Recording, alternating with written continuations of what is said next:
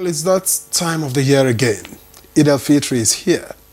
The celebration that marks the end of Ramadan month-long dawn-to-dusk fasting. Absolutely, Victor. Eld-El-Fitr literally means festival of breaking the fast. But you know what's interesting? You won't know the exact date until the night before, depending on the sighting of the moon crescent. Talk about suspense. Yeah. Well, once the moon is spotted and proclaimed by Islamic leaders, the celebrations officially begin. But long before then, the excitement is already in the air. Families start making plans, shopping, and getting ready for the big day. And you can see it everywhere. The markets are buzzing, tailors are working overtime. And of course, talking about tailors, some are ready to disappoint, of course. And people are buying, everything new, just for the celebration. Gift items, of course, food. After all, Eid is all about giving and sharing. And let's not forget the rush. Roads, motor parks, and airports are getting busier as people travel to reunite with loved ones. It's a beautiful sight, but also a logistical challenge. No doubt. That's why agencies like the FRSC are stepping up, efforts, deploying personnel, including special marshals to ensure smooth and safe movement across the country. And it's going to be an eventful weekend, and we'll be keeping an eye on all of it. Welcome to Good Morning Nigeria, the last edition for this week. I am Victor Azu. And I'm Ray John. Thank you for joining us again today. We're reaching you live on the network service of the NTA. We have the morning news coming up shortly. Thank you for staying with us. You're watching Good Morning Nigeria on the network service of the NTA. Just before we introduce our guests for this conversation, which is on Eld-El-Fitr preparations, let's take this background report. It is put together by Ibrahim Belogunda. Ramadan is one of the most sacred months of the Islamic lunar calendar, in which Muslims devote themselves to fasting, spiritual rejuvenation, and seeking Allah's forgiveness from sin, while being encouraged to reach out to those in need, as well as feed fasting Muslims as much as they can.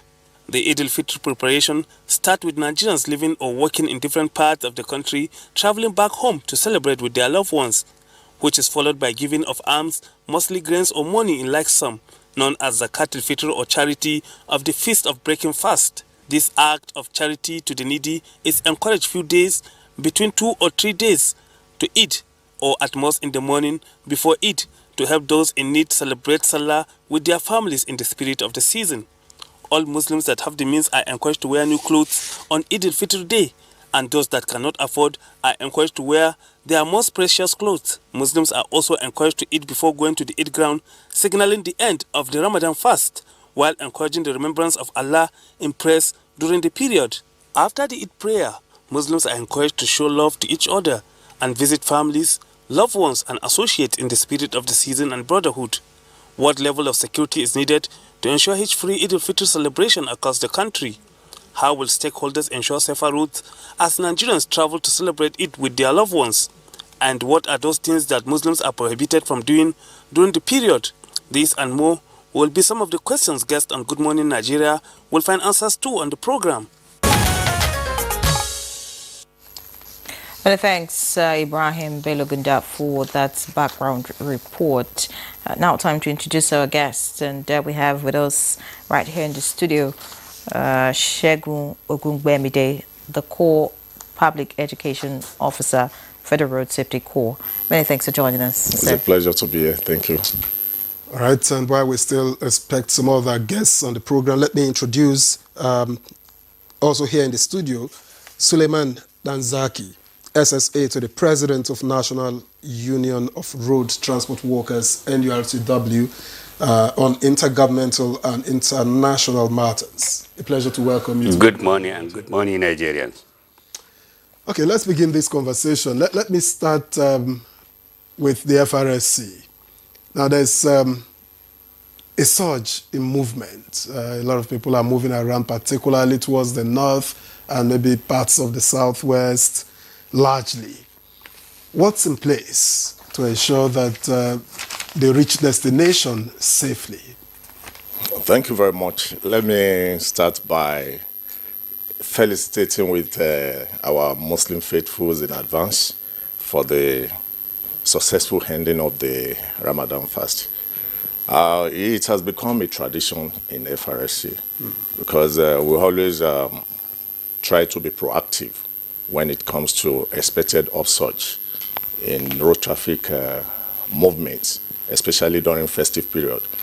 But one thing that is peculiar about this one is in addition to being a kind of festive period that is caused by a special moment, which is the end of the Ramadan, is also public holiday driven.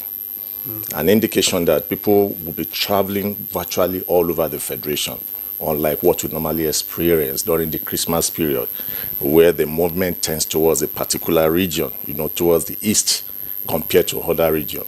But this time around, we're expecting a balanced movement, where virtually all over the places, we are having a long public holiday from Friday till Tuesday. So we already anticipate the fact that people will be moving all over. And what we have put in place is to improve on our deployments, which the Corps Marshal has given the mandate. We started yesterday, which is expected to end on the 2nd of April. Right. That is pre-movement and post the festive period. And the essence of this is to be ahead of whatever challenges that are likely to come up as a result of the upsurge in traffic. The situation is not just about the highway, because you also agree with me that movement within the township in virtually all the states will also be huge because of the movement to Yidi, I think from their various homes to the praying ground, outside the movement on the highway. So we are actually out. We have deployed our resources, both the personnel and the logistics. Are there flashpoints for you? Certainly, because when you look at the road network, we have critical routes, and we call them critical corridors. We have about 54 of them all over the federations. These are the areas where we know we have recorded series of crashes, or where we know we are going to anticipate increase in gridlocks, and it's distributed all over the 6 geopolitical zones. So we have our camps already stationed so that our men can be ahead of the traffic surge, and that has been the tradition over the years. What are the usual, over the years we see accidents at times like this, and that's why we are talking about it. Because there's a surge, there's usually more, but it mustn't be. So what are the usual causes that you have identified through the years for these accidents at times like this? Anytime you have increase in road traffic movements, there's always a chaotic situation, impatience mostly, which is everybody tending towards the same direction, trying to get there, even when we know that the situation does not permit what we have on ground. You have challenges to battle with. You have the state of the road. You have the increase in vehicular movement. You have even the weather to also bargain with. When I say weather, at times the season determines what we see on the highway. When you are traveling during the rainy season, you know what is expected. Like this time around, let me say what we noticed is that we have more of traffic movement tending towards the north because of movement of our trucks that are carrying fuel. And when you are in the midst of all this movement, definitely to slow down the movement of other vehicles that are having commuters to apply with. And these are the problems we have over the time that made us to believe that what we do is that our public education aspect is what we should emphasize on, talking about giving more of advocacy to our motoring public. And what paid out for us last year is that we're able to reduce our road traffic crashes by 10% just because we changed our strategy in advocacy. It's not about the condition of the vehicle, but majorly the human factor. What did we do? We diverted attention majorly from the drivers now and directed our attention to the commuters. It is about your life. You are the one that wants to get to your destination safely. Don't drop your life in the hands of the driver. So when the driver is misbehaving, please speak out. And that was what helped us in reducing the tide of road traffic crashes in 2024. All right, we'll pause you a bit, Segun Ogungbemide. Let's get to Suleiman Dansaki now, SSA to the President of the National Union of Road Transport Workers. I'd like to find out, you just heard from the core public education officer. This is the period where everyone is on the move. Did the NURTW carry out any form of sensitization, prior to this, period, to road transport workers on how they should conduct themselves on the road? I'm just asking because, listening to the call marshal, it's not really about the state of the road or the vehicles, it's about the individuals themselves. So what is the NURTW doing just to ensure that the drivers themselves have a changed mindset and behave accordingly on the road? Yes, actually, we used to have that sensitization, most especially in designated motor parks. Most of the problem that our organization is encountering is about where the motor park would be. The motor park, according to the law, it is the constitutional right of the local government to designate a motor park constitutionally for internal generated revenue. But unfortunately, most of the time, the law enforcement agencies and the local government, they compromise that. Let me give you an example that I used to say is in several fora than one I get an opportunity to say. Abuja is the seat of government. Abuja is supposed to show an example on what is going to happen to the rural local government and urban state government. But unfortunately, even in Abuja, we only have 2-3 legalized motor parks: Otako, Zuba, and Karu. All those that we are seeing that they are operating an illegal place to operate. Another important issue, it happened that I serve in so many capacity trying to get a transport policy for this country. I think I was nominated about 3 times, but up to today that I'm talking to you, it still remains a document that is not being presented to National Assembly for assent to the law. So that is why we always try to see that in the motor parks we don't allow overloading. Overloading is what I'm trying to tell the commercial, that is one of the causes of high rate of accident in our road. In the days before now, before you get a license, you must have to go a rigorous skill acquisition. But now you can get the license. The first of it is from the VIOs you have never even sit behind the steering, but you'll be passed and say that you are a licensed driver. Mind you, it is not our responsibility. We don't have any constitutional right to say that we are going to say who is a good driver, who is not a good driver. Provided that the authority, the VIO, either tested or not tested, and then forwarded to the road safety for the issuance of the license. Our own responsibility, if you say that I'm a driver. If you say that I'm a medical doctor, depending on a time when you will act. Proving authority. But most of the people you see that they are licensed. And yet they cannot drive effectively. They cannot drive effectively. When I got my license, you must have to get a line permit for 3 months. You go for another 3 months, you go for another 3 months before you approach the VIO for testing. And constitutionally, I don't know whether they have changed it now. Even in the military, one of the criteria before you be you are promoted to a captain, you must have to come with the E-license, where you can lead your troops in the war front. If the incident of a driver, the driver is killed, the next officer, that the captain that who is leading the war front, he has to push the driver to secure the ammunition and secure the people. But today, many of the people, they even don't know. I'm not talking about only commercial drivers. Many of the people doesn't even know. So whose fault is it? Come again? Whose fault do you think is it? It's the authority. I said it. So the approving authorities. It's the approving authority. If I get my way today, I have been saying this, I will do whatever I did in Nigeria to revoke all the driver licenses. And start afresh. Of the entire Nigerians to go back to basics.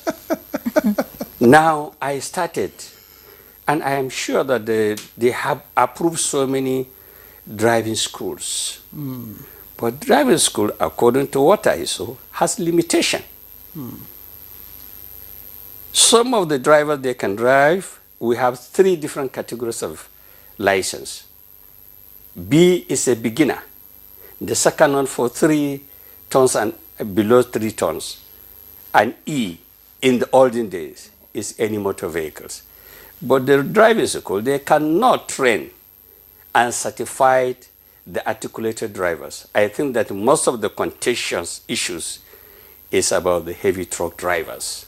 Which we dealt with here yesterday. In our roads. So I think that we must have to go back to basics. Okay. Truly, you cannot just call me a journalist. Simply because I used to see you in the television. I must have to go to the school and be trained for that.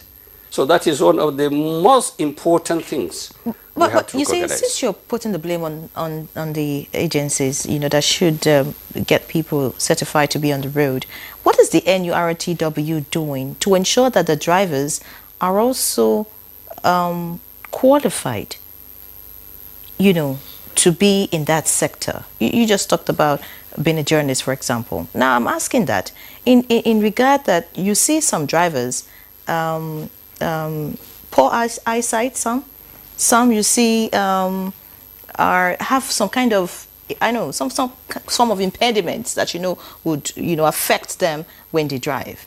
You see around motor parks, you see alcoholics around, you see alcohol being sold and all of that. You see some drivers who, you don't regulate how they move. So, basically to imbibe best practices. Exactly. So what do you do what are you doing? Best practices? Let me go back to what I have earlier said. You see, the constitutional right for who is to control the motor park is local government. So NURTW has no business? We are all talking about but you collect levies. Imbibing best practices. I'm coming. We are tenants in the motor parks. We know our members. We know who is supposed to be a good driver. Let me give you an example. Most of the trailer drivers that you see, whether they are, forget about the stretchers, you can't be an articulated driver without spending more than 2 years for skill acquisition for that. And in the motor park, if you go to your car now, immediately you open the door, before you sit down, I know how the grade you will be as a driver. We have drivers who can sit down and drive. We have those who cannot even sit down rightly. Exactly. And the law says that if you cannot drive 10 minutes after 10, then you are not a good driver. Some people are driving with one hand. If you drive for one hand, no matter how long you stay, you are driving safely. If you are going back to the normal practice like this, if you cannot drive more than 150 kilometers, then you have to have a very much problem before you going back. 90% of the drivers cannot drive like this. And why this thing is more important, and we are training our members. And even sometimes that when we see somebody that is driving on the road, another driver is coming behind, and saw him maneuvering and even approaching another tarmac, we used to say that he is not a complete driver. You know, when you are driving, look at some, including the commercial, and this thing, some people will be driving. When they come to drive, by the right hand, you see them, they come in like this. So that is one of these things. So the articulated vehicle are the most, we train the articulated vehicle, not Okay. driving Now, schools. we discussed articulated vehicles, you know, yesterday for all the time that we spent here. We had road safety, we had VIO, we had Nupeng, you know, so we had people here yesterday. But away from, you know, not like safety doesn't matter, it matters more than anything else. But what has the surge in movement, how has it affected prices of transportation in the motor parks?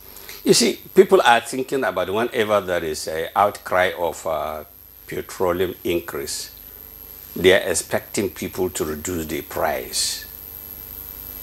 The commercial can be witness. The law says that any brand new vehicle that's being used for transportation of passengers, after 4 years, that vehicle is not qualified to be a passenger vehicle again. Now, in Nigeria, the government are not regulating the cost of the vehicles. Now, a highest that you can buy 20 years back, 6,000 naira, now is 42 million. 42 million, tell me how will you recoup that money with what you are charging, plus the high rate of fueling, the input and other is the wear and tear of this vehicle. Can you do it? So that is why that majority of the vehicle that you are seeing our road, they are the vehicle that being used for over 20 years somewhere. Let me give you an example. I bought a Mac. And I was tested that it's a roadworthy vehicle. When I checked the engine to see the manufacturing day, I discovered that it was manufactured in 1965. Believe me honestly. And it's still working in Abuja. Nobody even cares about the manufacturing time. And wear and tear, no matter what, even if it is packed somewhere. By this period of time, I'm sure that everything is decaying. So I think that all this thing is depending about compromising some of these things. We are not happy. Many people are dying. As I'm talking to you, I'm sure, and I have no doubt, every 1 minute somebody is dying in the road traffic accidents. But what I asked is the cost of transportation.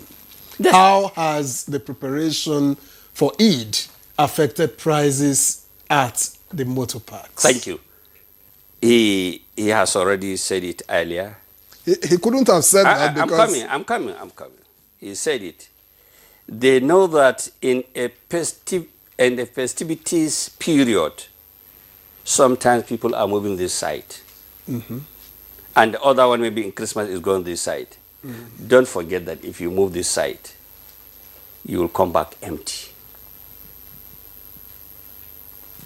Why? This Salah period, nobody is coming back to the south again. Exactly.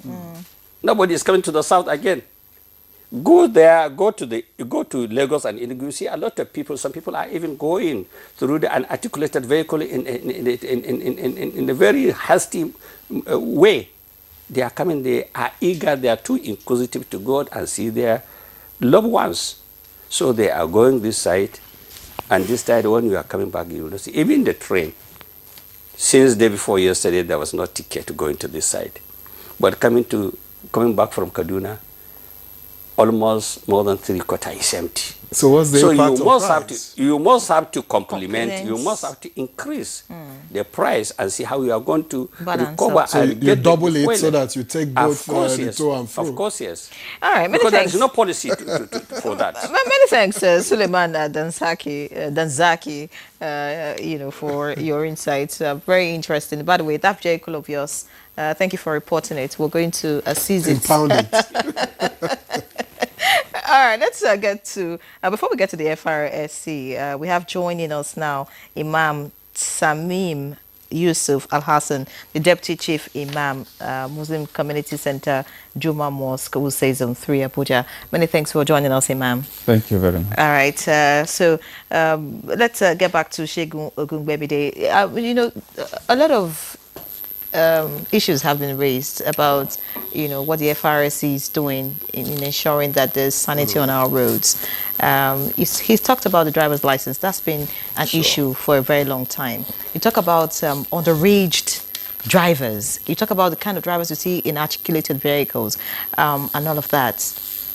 What is the FRSC really doing, to ensure that people who are driving are people who should be driving and those who are qualified to drive?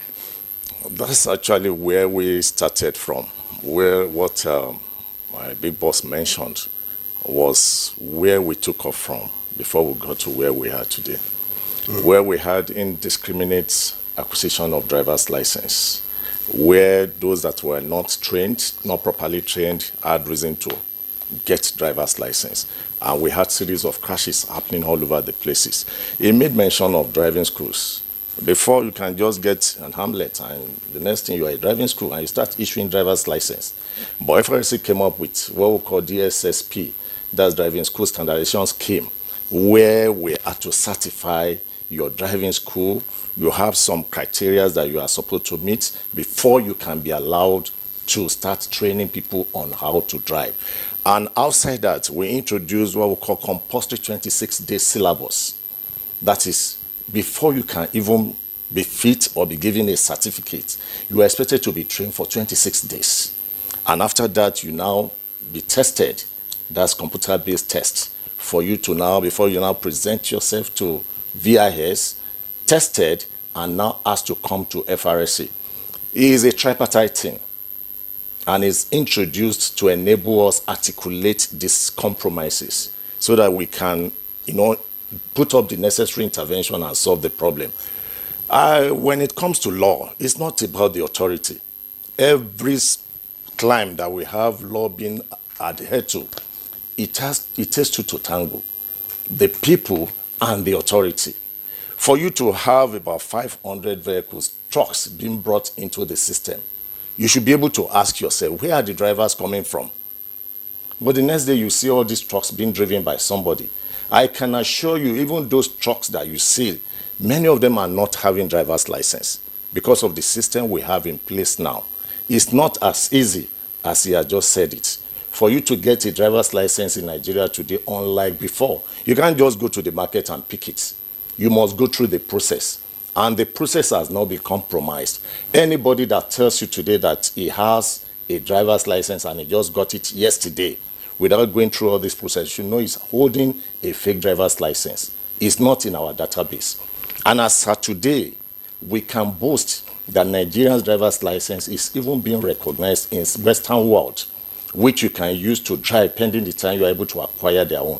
FRC has, in collaboration with all other agencies, have tried over the years to make sure that we improve on the regime of our driver's license. And we'll continue to improve on that. That's what we are still doing.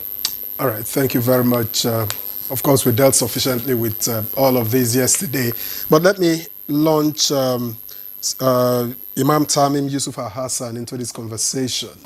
Eid is fast approaching.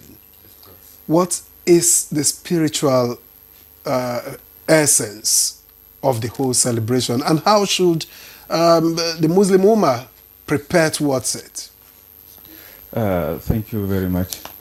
Alhamdulillah, as you have said, Eid is quite approaching.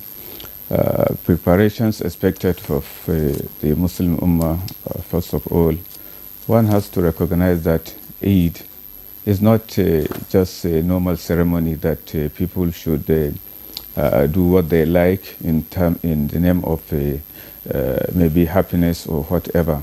Everything in Islam is regulated.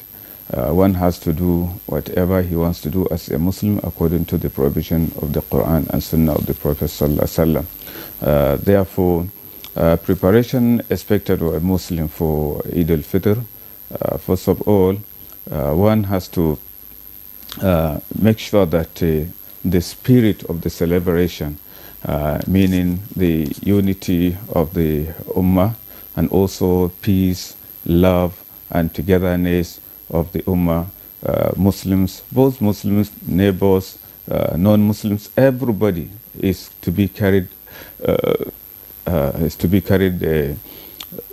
can I say, to be carried along in the celebration. Because if you have a neighbor, for example, who is a non-Muslim, you have to extend the gesture of Eid to him. For the Muslims also, you have to exchange gesture of Eid to them. As a family man, for example, one has to make sure that he do the best he could in order to make his family happy by providing new clothes if he has the means, food, drinks, and so on. And then the celebration, for example, must be regulated. One should not allow his children in the name of celebration to go and do something that is forbidden in Islam. Let's say, for example, for them to go and drink or to engage in some plays that are not permissible in Islam. Therefore, these are some of the preparations expected of Muslims to make.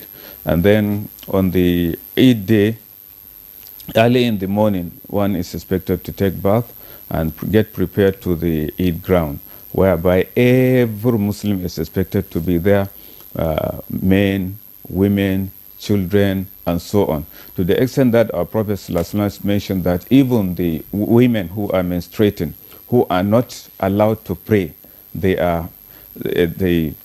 should not observe prayer. But the Prophet ﷺ said that let them participate in Eid, not to engage in prayer, but for them to see, to share the happiness of the day and also the prayers being offered by the Muslims on the Eid day. So it is a kind of a ceremony that brings Muslims together in terms of unity, love, sharing, and also the poor ones should feel the impact of the wealthy. Yes, because even before going for Eid, one is expected to give what is known as Zakatul Fitr, which is a quantity of food for a head of family should give on behalf of himself and on behalf of every member of his family. The Prophet ﷺ said that the wisdom behind that is that let there be nobody begging on Salah day. Let everybody have something to eat so that happiness will be complete. Because if you wake up on Salah day, people have new clothes, they have food, they have this, they have that, but you and your family, you have nothing. There's no way you can be happy. So the Prophet ﷺ said that let everybody be happy through circulation of food. Those who do not have, at least they should have something to eat on that day. And also, another wisdom behind it is that it serves as purification for some shortcomings recorded by a Muslim during his or her fasting. So these are some of the wisdom. So after making this preparation, then one should get ready for Eid prayer, where one is going to meet so many people whom he missed, for example, for so many, maybe since last year. Because some it's only on Eid day that you meet, because they are coming from a very far distance. You are also coming from very far distance. Therefore, you don't meet on Friday. You don't meet. It's only maybe annually sometimes. So it gives happiness to everybody, the children, the women, the adult, and everybody. Thank you. All right, many thanks, Imam, for running us through what Salah should really be like. But is Salah a period to be extravagant? I'm just asking. Yes. Are you supposed to show off? Are you supposed to go above your limits? Are you supposed to borrow just to make the celebration grand? You see, in Islam, extravagance is forbidden. By the text of the Quran and hadith of the Prophet ﷺ, Allah says, وَلَا تُبَذِّرْ تَبْذِيرًا, do not be extravagant. And he who is extravagant in his life, Allah says, إِنَّ الْمُبَذِّرِينَ كَانُوا إِخْوَانَ الشَّيَاطِينَ. They are brothers of Satan. They are brothers of Satan. So that is enough for one to go far away from being extravagant. And then, even in Islam, Allah says, "La yukallifu Allahu nafsan illa wus'aha." Allah does not impose a burden that a person cannot bear on him.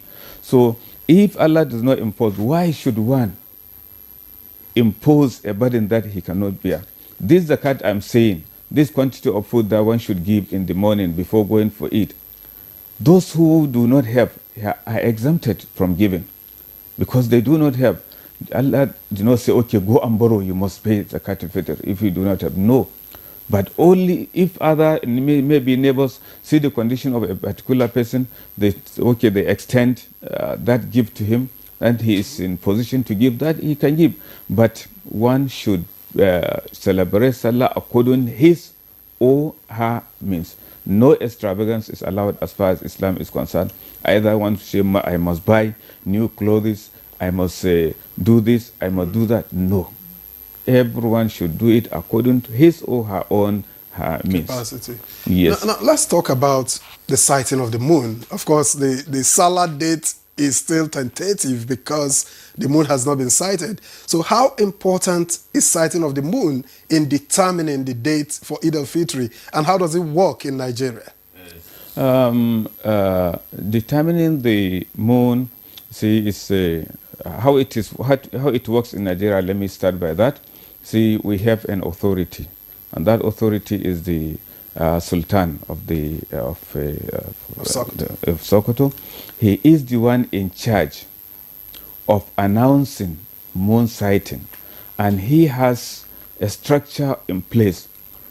Every state whereby there are people in charge of sighting of the moon. If it is sighted, somebody will come and report himself that, yes, I sighted it. They will ask him so many questions to ensure that, yes, it is true that it was moon he sighted. Then if they are satisfied, then they communicate to His Eminence. If he is satisfied, then announcement will be made. So on 29th, today we are on 28th. Okay, so on 29th, the Sultan will announce, maybe from today, he will announce that, okay, Muslims should try and sight the moon on 29th after sunset. So if moon is sighted, then it will be communicated. Then if it is not sighted, then we must fast 30 days. So in case it is sighted on 29th, that announcement to be made by the Sultan will declare the end of the month of Ramadan.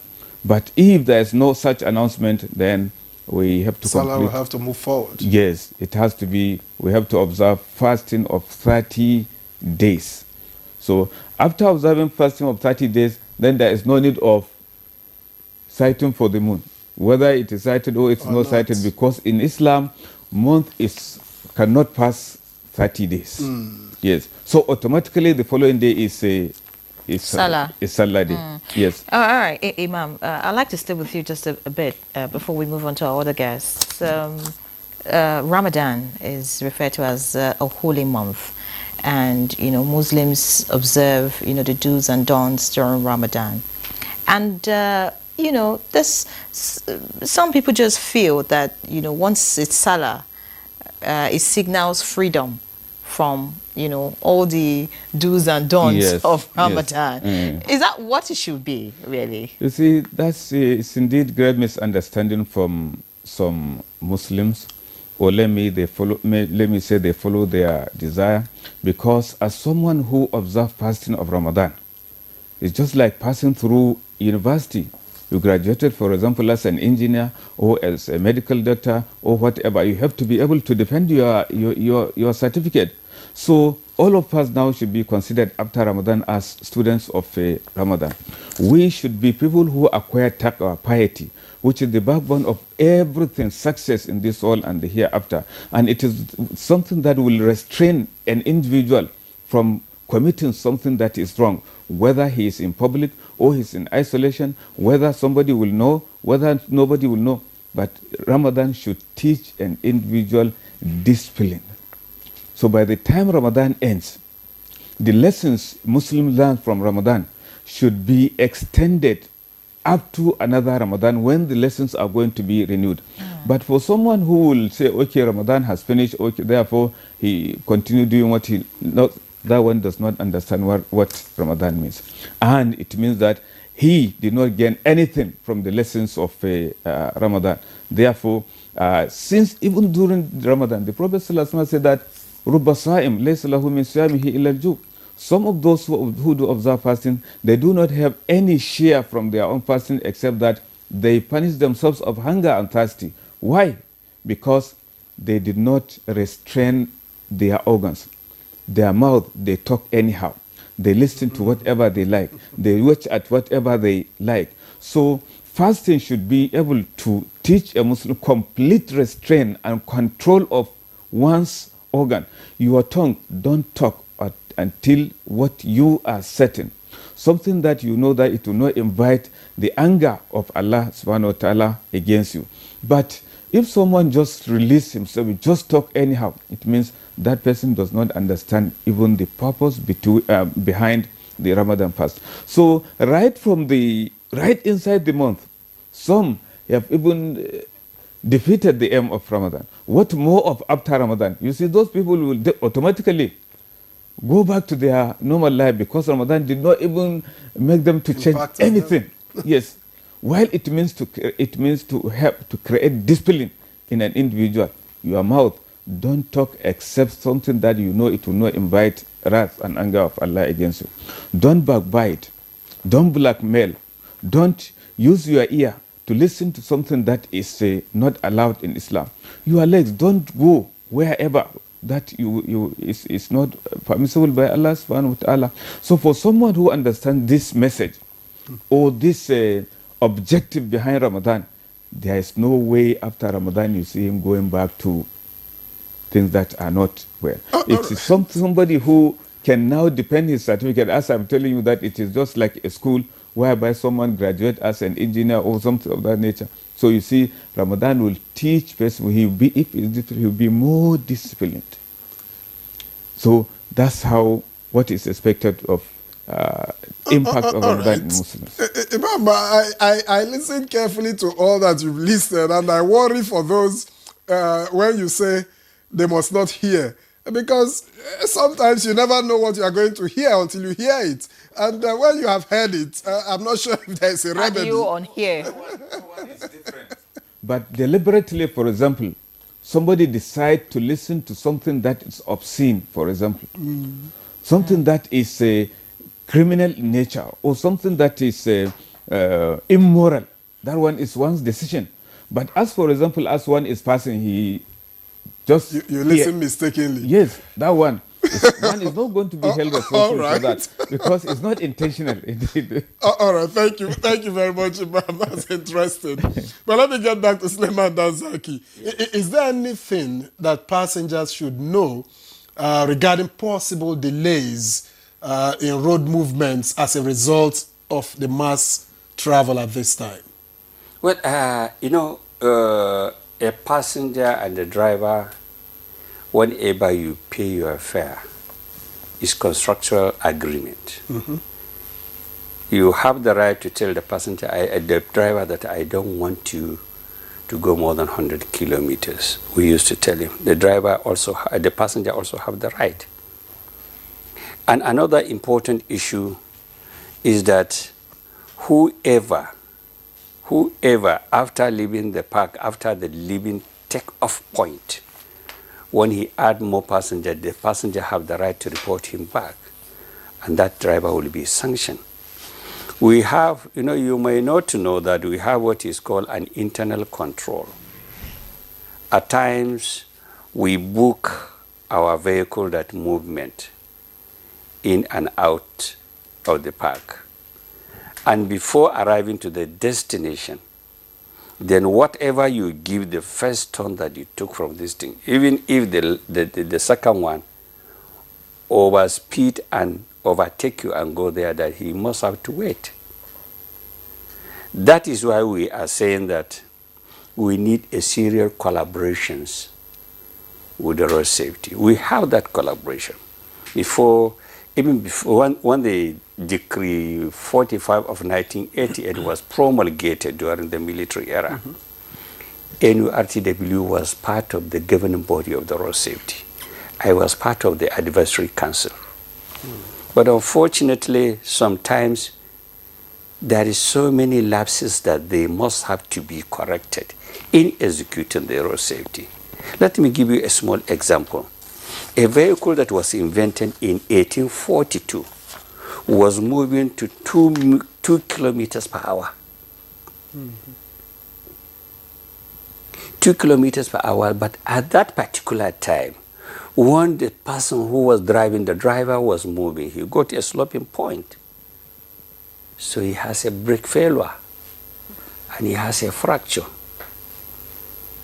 That is why the bulky of the traffic law is more than what is on the aircraft. And the articulated vehicle and the aircraft, they have what is called similar and simple operations. We attended the ILO Convention number 56, which we argued in Geneva. We all agree that an articulated vehicle, anybody who is driving articulated vehicle, will be regarded and employed as a diploma holder. And Nigeria was part of that law, that treaty, and signed. But they are not applying, and the road safety, they are doing their best. But unfortunately, they have only a specific period to operate. They are only operating in the daytime. And most of the accidents, 80% of the day is occurring in the night. But will this season, are we likely to see, delays on the roads? This is for planning purpose. Passengers, is there anything they need to know regarding possible delays on the roads, maybe because of the number of movements, the number of people moving towards certain areas? The more congested on the road, the more delay on the road. And another important issue that which we are trying to dodge. I'm not happy when you invite the PTD and other people. Why? No, I say I'm not happy I was not in. Okay. Yesterday. I will have told them maybe probably what they don't know. They were talking about so much crashes on the road accident. When it happens in Alaba, I went there to see what is happening. When it happened in Wani, in Enugu, I went there. When it happened in Iwere, I went there because at that time I was in charge of the heavy trucks. What is happening is that all these accidents they are talking, it is because of the bad road. The smoother the road, the safer the road. We discussed all of this. So let me tell you what they don't know. One, there is a potholes, and a trailer is carrying an inflammable. So the first axle hit the ditch.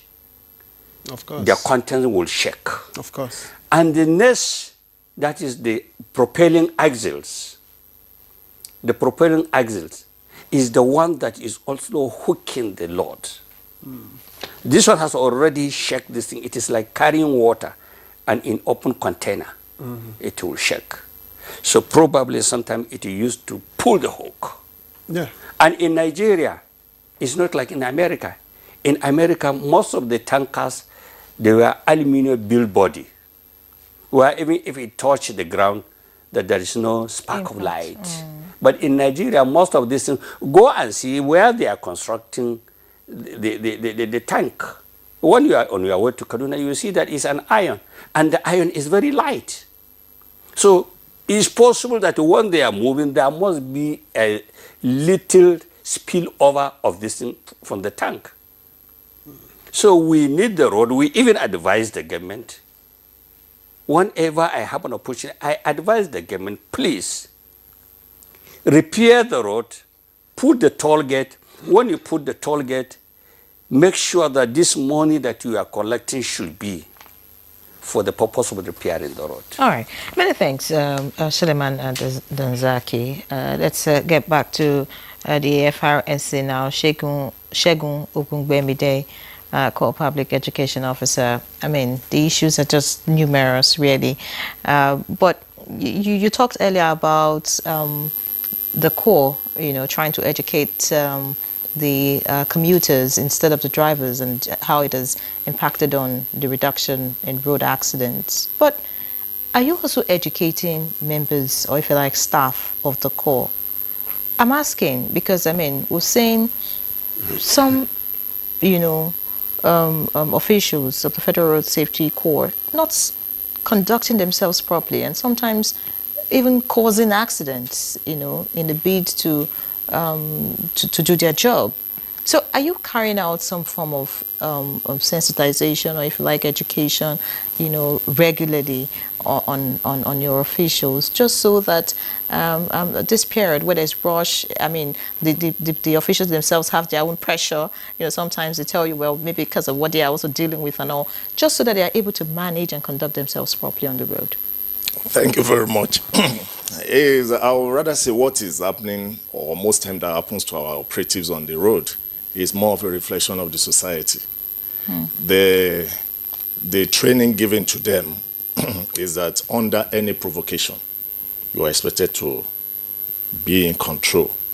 But at times, because of the pressure from the motoring public, you see them losing their head. And unfortunately for them, the system does not permit that. The series of interventions we have seen on the highway, where we see our men going offline, always have a repercussion for them backhand. We have what we call pre-patrol brief on daily basis. Before you set out from the office to the highway, you are giving regular brief on what you are going to expect and how to conduct yourself. That's outside the primary training they receive at the recruitment point, which we also have retraining and retraining. Because like we all agree that transportation sector is quite dynamic. It changes virtually every day. Even the conduct, the attitude of the road users too changes. So we have to be ahead of them. And that's what we've been doing over time. Our men are well trained. That's the truth of the matter. But only that at times, when you look at the society, we get aggressive on daily basis these days. Virtually everybody is tending towards violence. This is not the way FRSC started. The tide is turning. You recall before now, when you cite FRSC personnel, the motorists, will take dressing. But it's like we are now the one taking dressing when we see the road users now, because they come with aggression, they come with violence. And, we are not harmed to even protect ourselves. So the best we can do to counter it is to actually manage our own tempo, manage our emotion. And that's the training we have given. We have even restructured our syllabus when it comes to interaction with members of the public. Not the way it used to be, just to be on the same pedestal with the road users that we are trying to manage. But by and large, we still have to continue to manage and do the right thing. All right, thank you very much. Just before we go on our break, let me get back to Imam. How can Muslims, maintain the discipline and the spiritual growth that they have achieved within the month of Ramadan, of course, afterwards? Alhamdulillah. Right from beginning, from the glorious Quran, the objective behind fasting itself is, Allah says, لَعَلَّكُمْ تَتَّقُونَ. Fasting has been made compulsory on you as it was made on the generation that came before you. Perhaps you may gain piety. So this piety, for anybody who acquired it in the month of Ramadan, then he has indeed gotten a provision that will enable him to live as a peaceful person, as a responsible person, as someone who is beneficial to himself and also beneficial to the society. So it is a matter of this piety that will continue to restrain an individual from doing what is wrong, doing what is expected of him, whether after the month of Ramadan. Because as I have mentioned, if somebody should fast the month of Ramadan and thereafter then he continue doing some maybe immoralities he used to do before Ramadan, or maybe new ones he introduced, it means the fasting did not benefit that person.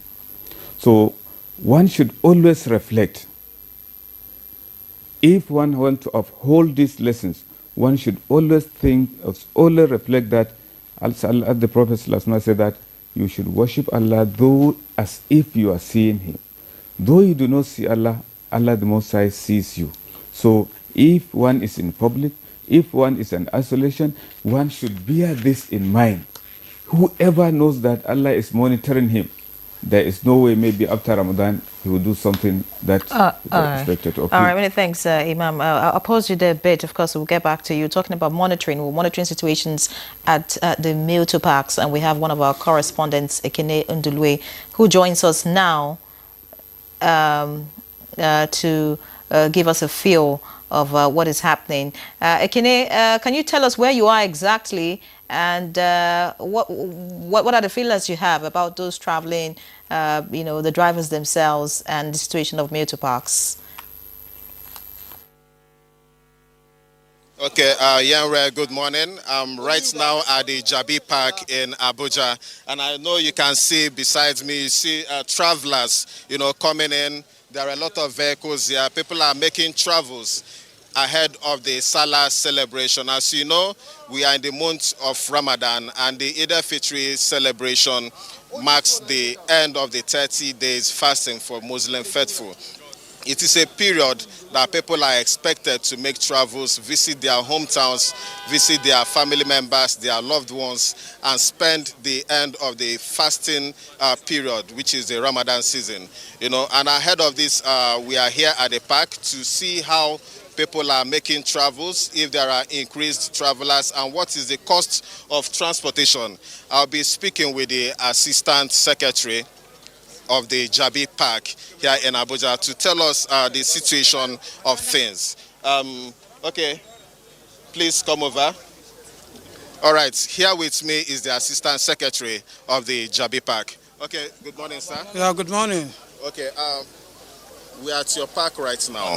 So we'd like to know the situation of things with travels. Are you seeing increased number of travelers, and what is the cost of transportation like at this period? Normally, by now, we hope that the passengers are supposed to move more than that, but everything is scanty. But we are hoping maybe by tomorrow, today is a working day, we're hoping by tomorrow, then we start seeing them coming in. And for now, we cannot be able to increase any price of the transportation because there's no passenger yet. Okay, but prior to this year, other years, today is Friday, the last day of the working week. What has it been like over the years? Is this year different, in terms of the number of travelers that we are seeing here? Over the years, the passengers moved down. The previous time, by now, at least we started getting passengers. But unlike now, we don't really understand what is happening. People say there's no money. That was why they did not travel. But hopefully by tomorrow or next tomorrow, we are hoping at least we can be able to get some passengers. Okay, we can also see that some vehicles are actually loading. We'd like to know what is the most traveled destinations from this park now? Mostly, unlike KB, they try. The passenger moves. At least we have about 2-3 cars that move today. But unlike Jos, this is the first one. The Gombe, the Yola, still is the first one. So unlike the Kano, a little bit, you have some little passenger that comes, and some other areas. But unlike Lagos did not even move at all, unless Oshogbo and all other places like that. But really, we are still, the way I said it before, we are still hoping by tomorrow. Since there's no work tomorrow, then we can get a little bit out of the one we are hoping. All right.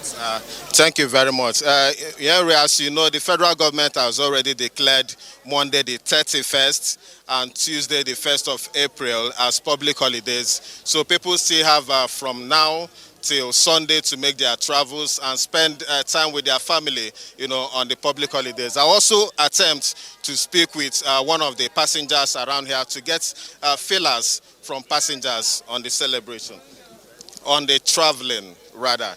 Okay, come with me, please. Good morning, sir.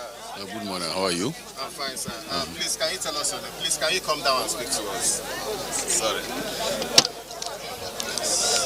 Okay, we are trying to get a passenger to talk to us. All right. Good morning, sir. Good morning. How are you? Fine, very fine. Please tell us your name.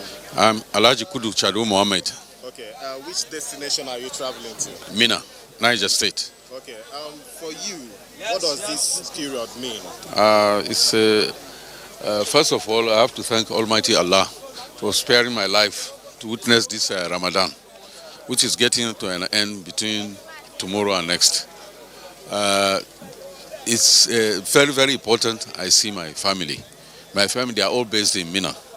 And if they don't see me there, which means that there must be something might have happened. So God forbid, I'm healthy. I want to meet them. And my children are missing them, all of them. I just have to be there. Because it is very important during this period. You meet your family, you meet even relatives. Most importantly, you celebrate the Eid Fitr with your family. It's more benefiting, more enjoying. Secondly, this is a period you meet other friends, classmates, relatives who will come all over from the country. Some from Lagos, Kano, Port Harcourt, then you meet. Most of this Salah has a long period. We shall be together for almost 4 to 5 days between now and Tuesday, according to the federal government, because the Monday, Tuesday have been declared public holiday. Okay, so we'll also like to know what is the cost of transportation today compared to other periods. Has it changed? It has changed significantly. Today they are telling from Abuja to Mina 8,000. Today they say we should pay 8,200. I said for what? They say there's a receipt. I don't know whether it's VAT. I don't know. We had to. Everybody was forced to pay. I believe what they are saying now by tomorrow or by evening today it will be. They will escalate it. I know what Nigerians can do. Thank you very much, sir, and we wish you a happy celebration when you get to Mina. Thank you very much. All right, that is the situation here at the Jabi Park in Abuja. Many thanks, Ken. Fantastic interview, and I like the both sides. Getting to hear from the official of the park and then a passenger. We hope that we would also get more report from you, maybe later in the evening or tomorrow. If you continue to monitor the parks for us, I'm sure there will be more updates on that. Many thanks, Ken. We do appreciate you right here. All right. So this is Good Morning, Nigeria. We'll take a break. When we come back, the conversation continues right here. Stay with us. All right. Many thanks for remaining with us. It's still Good Morning, Nigeria, live on the network service of the NTA. And our conversation is still around Fitr preparation. And our guests are still with us. And I'd like to get to Shegun Ogungbemide now, called Public Education Officer, as we begin to round off the conversation. I'd like you to speak to us about what the FRSC intends to do differently this season. I'm asking that because, what I say, doing the same thing repeatedly, Yes. of course, you can expect a change. But are there new strategies, really, on the table of the FRSC this period, just to ensure that we have minimal, if you like, no accident at all? Well, that's actually our ambition. I will call it zero road traffic crashes, and it's actually ambitious, if you agree with me. But so far, you don't throw away the winning team. I told you that by virtue of our public education, we're able to reduce road traffic crashes by 10%. Unfortunately, the fatality didn't turn out to be the same because of the pockets of major fatal crashes that occur. But how were we able to achieve this is through the instrumentality of trying to build the confidence of passengers that while the driver is driving recklessly, they have the right to correct the driver. And it could be as if there will be some level of resistance, but it's like a seed. When you drop it, there's always tendency for him to agree, and that's what really played out. And outside that, we've been able to activate all the road traffic crashes reduction tools of FRSC. We've activated all our emergency units. We've activated our new FRSC mobile app, which can speak to the passengers while on transit. It can tell you the various black spots on the road when activated.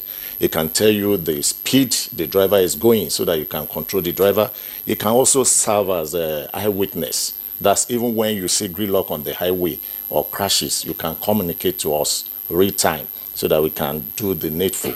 And we've been able to activate all our field commands as regards public education. We have what we call the morning cry, where they go to motor parks every morning before the passengers and the commuters actually set out. They're also there. We have the pre-trip inspection. That's to see what is the condition of the driver, what is the condition of the of the vehicle. That's activating the United Nations 5 pillars. That's the road management, the safer road, safer vehicle, safer road use, and the post-crash care.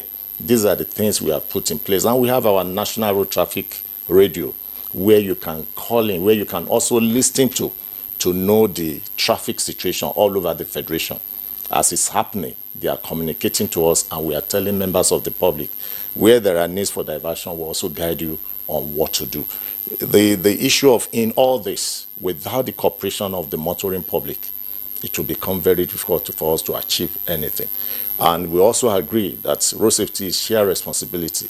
We are going to play our role, which we have been doing, which we are improving upon, but we need the cooperation of other stakeholders. Like my big boss have said, the NURTW have been with us right from 1988. And this public education, you will also agree with me that we have never failed in that responsibility. But without them playing their role, you know that you are going on a trip. Why must you be drunk? Why must you be on drug? What is pushing you that you want to go beyond the speed limit? We even introduced speed limit device. There were resistance in some quarters. Some even said because of the insecurity, the speed limit device was not going to work. But it's not how much you move, how speedy you move that will stop attacks from on the highway. At times, it's even where you maintain the speed, because you can't outrun the person that is attacking you. You can only adjust your own speed and still keep safe. If there's going to be any event at the end of the day, you still realize that you are alive rather than running yourself to death. And those are all the factors we have put in place. What really is the speed limit? I remember we had Honey with us sometime, and she talked about common sense speed. Yes, we have the race speed limit on the express is 100 kilometers per hour for private, 90 kilometers per hour for commercial. That's on the express. On the highway is 90, 80. That's private and commercial respectively. But the speed, the common sense speed limit you are talking about is you don't run 100 kilometers per hour on a bad road. That means you drive according to what your Reality safety perception, yes, can take. If you wake up in the morning and there are fogs all over the places, you can't say FRC says I should go 100 kilometers per hour when the visibility is not there. And you notice there are potholes all over the places. And that's the major problem we do have with some of these tanker drivers or articulated vehicles. Look at the crash that happened at Yaya. You know by virtue of what you have on ground, you're on the express really. But there are gridlocks ahead of you. So why must you be on high speed? So these are the things we try to send across to them. The road network in Nigeria is huge. The traffic volume is high. We cannot do route lining. The best means of reaching out to these people is public education, which we have continued to do regularly. But one thing that is certain this time around, I want to plead with motorists. If you know you want to reach your destination on time, please do the right thing. Because there's not going to be any compromise. The enforcement is already on high. Thank you. Thank you very much. Let me quickly get back to Suleiman Danzaki. Are there plans to increase, mobilize more vehicles, for instance? We anticipate that because today is a work day, that from tomorrow the build-up will continue, and you heard that prediction also from the field. Are there plans to increase vehicles, to be able to take care of the numbers that you will have at the park? And while at it, are there, spots that your drivers have identified as black spots when you talk about insecurity, perhaps road crashes and all that across the country? Yes, of course, I'm happy that you are asking this very big question. Sometimes it happens like this. We ask Kano and some other places to bring vehicle down to the south in this during festivity, most especially Salah period, where we know that people are moving this side. So that we used to mobilize some vehicle to even leave empty. Let them mobilize at least two passengers, that what we can help them to get fuel in the vehicle and then going back. And another important issue, you see, like I said earlier, is a welcome development if the federal government will repair the road and make it standard and then toll the gate with the two conditions. One, stakeholders must be part of this board. I'm sure when I was in the Institute of Transport, Zaria, we predicted that, but not road maintenance, Federal Highway Authority. Federal Highway Authority with the chairman and stakeholders are the board members. All this money is supposed to have an account separately, purposely for that. And another issue, you know, sometimes you used to give government all this, but because of the selfish interest and corruption, people will circumvent to that. An example, we even say that it will be cheaper for government to bring back the road camp. When we are young, there's the road camp, 6 miles. The camp will be here, and then the headman will be supervising 3 miles here, 3 miles here. In the morning, he will ride his bicycle to see where there is a blockage on the road and this thing. So a drum of bitumen can help a lot in repairing the road. But do you know that? And I travel from Nigeria to Ghana, from Togo to Tema. There is an interlocking road, cement concrete road, that lasts for 70 years. But when we bring it here, we are part of the policy we are talking, and they realize that maybe the annual budgetary for road construction is not going to be forthcoming. They started talking, they invited some intellectuals telling us a delusion and tell us what is not practical, that there is no good maintenance between the rubber and the cement. But there somewhere is 70 years is still there. But have you made representations? Because if you have recommendations that you feel that will work better for the roads, you are experts in your own rights because you ply the roads on a daily basis, maybe more than anyone else. Have you made representation to the Minister of Works, Minister of Transport, for instance? I'm a member of the Council of Works, I'm a member of the Council of Transport. So, all this thing, what I'm saying, let me give you another important issue. When the South Africa wanted to put their policies, they invited everybody, including students, journalists, farmers, and everything. Look at the situation where we are.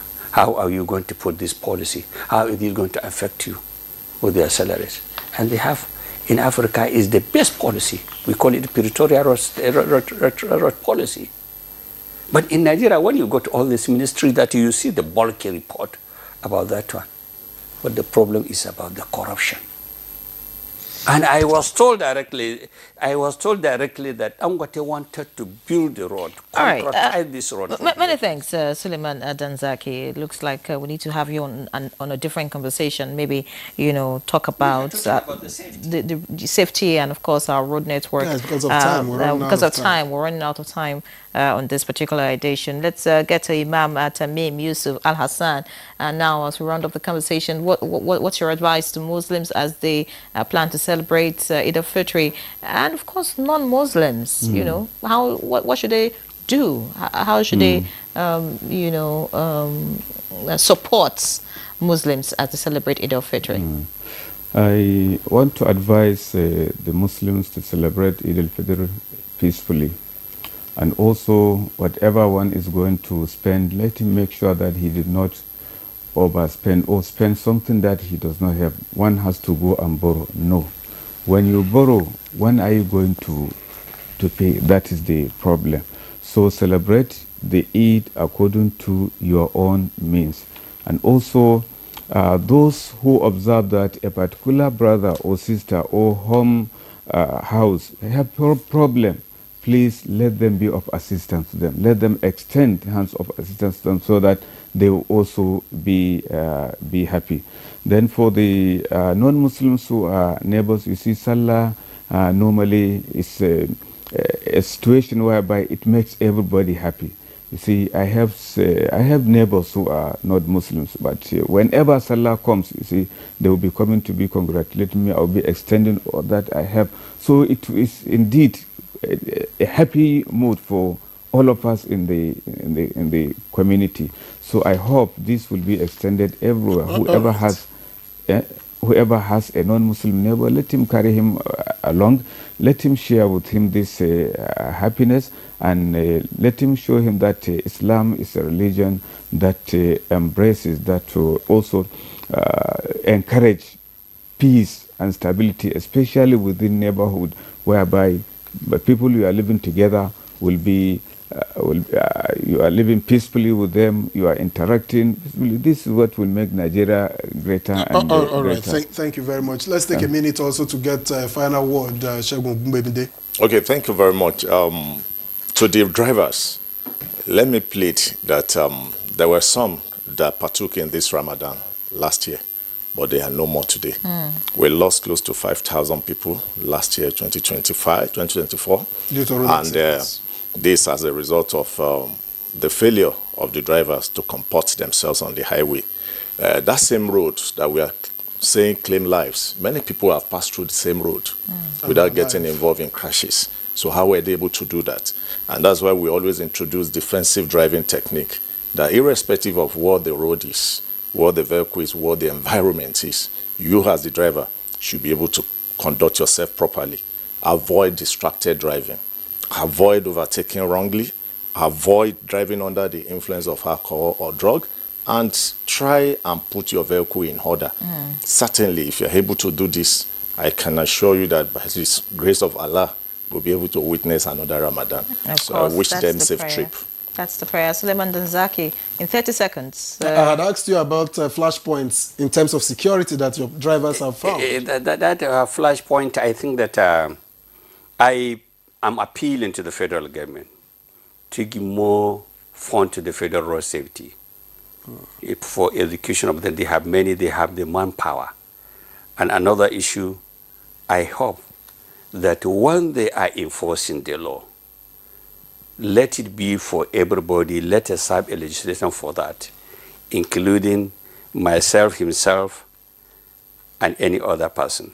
Many of these things, it happened, they only emphasize about the commercial vehicle. And many big ministers have an agenda, but it was silence. Let's publicize it that this is what is happening. And let us be a universal execution of law. Let everybody become conscious of this thing, and the speed limit should be for everybody. Thank you so much, Suleiman Danzaki, SSA to the President of the National Union of Road Transport Workers on intergovernmental and international matters. Many thanks for being our guest. Thank you. We appreciate your insights on the program. Of course, Imam Tamim Yusuf Al-Hassan, Deputy Chief Imam, Muslim Community Center, Juma Mosque, Wuse Zone 3, Abuja. Many thanks. And of course, we wish you happy the Fitr in advance. Thank you. And Segun Ogungbemide, Core Public Education Officer. It was a delight to have you. We hope that the officials will do the needful on the road and would have minimal accidents as much as possible. Thank you very much. By the way, Imam, I hope we get an invite for the celebration. I'm your neighbor, don't forget. I don't know about Victor. No problem. You are invited. I'm Henry John. That's a package of Good Morning Nigeria this Friday. We wish you a very happy celebration and, of course, the public holidays ahead. All right, and I am Victor Azu Ramadan Karim.